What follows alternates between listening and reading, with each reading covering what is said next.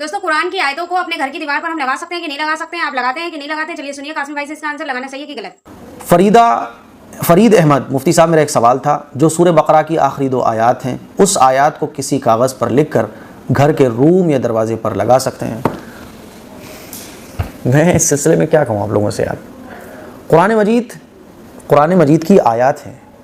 कुरान मजीद की ये 2 आयतें ज़्यादा पावरफुल होंगी या पूरी सूरत ज़्यादा पावरफुल होगी? मैं आपसे एक सवाल पूछता हूँ।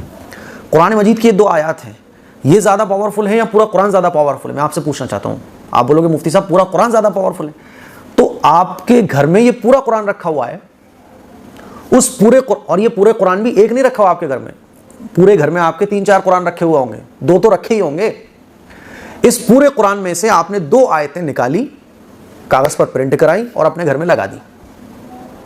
तो ऑलरेडी इन 2 आयतों से ताकतवर चीज़ यानी पूरा कुरान मजीद आपके घर रखा हुआ है। अब उसमें से आपने 2 आयतें निकाल के यूं लगा दी तो बरकत आ जाएगी, क्योंकि ऑलरेडी पूरा कुरान रखा हुआ था। अगर इन आयतों से ही बरकत आ रही होती तो कुरान मजीद तो पूरा आपके घर में रखा हुआ है।